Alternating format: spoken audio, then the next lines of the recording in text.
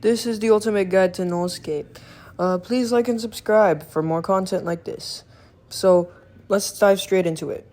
NULLSCAPE is a game where there's many adversaries or enemies and curses. These basically enhance the game or make the game more fun. Curses help make the game more fun or better. Basically, most of the curses either enhance enemies or just the game overall. So, more like, let's say inverse destruction. That is a greater curse. Greater curses are basically more powerful curses. These types of curses basically make the game a lot more harder or make the game easier for some sorts.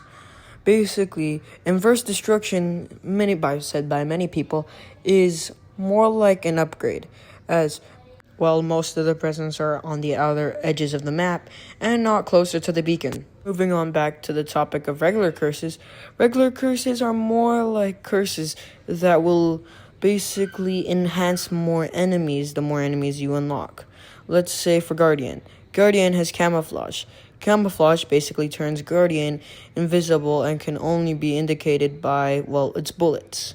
A couple tips to choose as some of your first curses are: always choose lower gravity and random spawn, as these are basically upgrades said by many people. You can also choose double trip mines or bigger trip mines, as bigger trip mines, personally, I think they just make trip mines more visible and able to see. Now, double trip mines is quite a problem to many people. Personally, I don't really see it as a problem, but again, to many people, it's a freebie. Oh, and going on to the topic of trip mines basically are bombs planted in between or anywhere across the map on gifts. These basically try to trick you by you being unexpected and basically killing you.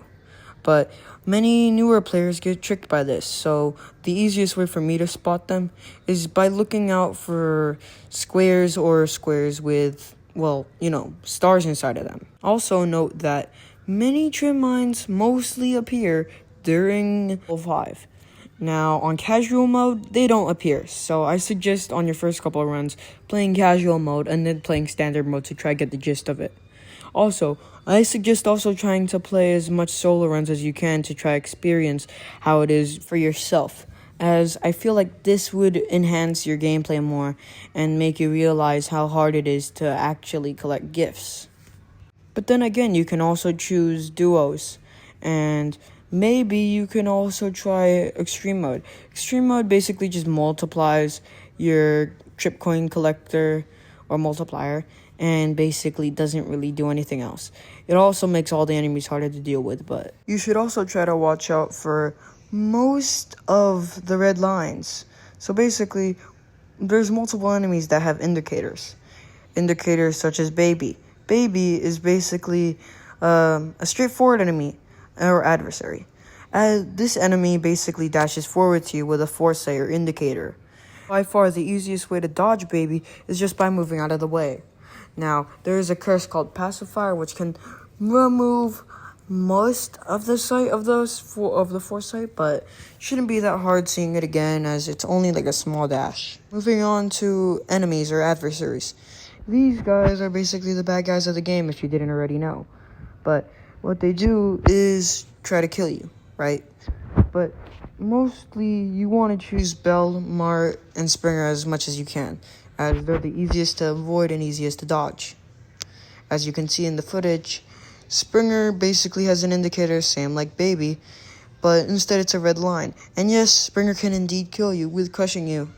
But those resonating those shockwaves can push you off the map if you're not paying attention. Also depends on what class you're using. As example, you also get a free class that I didn't really know about when I was starting, but you get Charger for free. Charger, in my opinion, is at least one of the best classes in the game, as it ups gift protection a lot, but then it's a really risky play. Its all ability can basically create your own platform.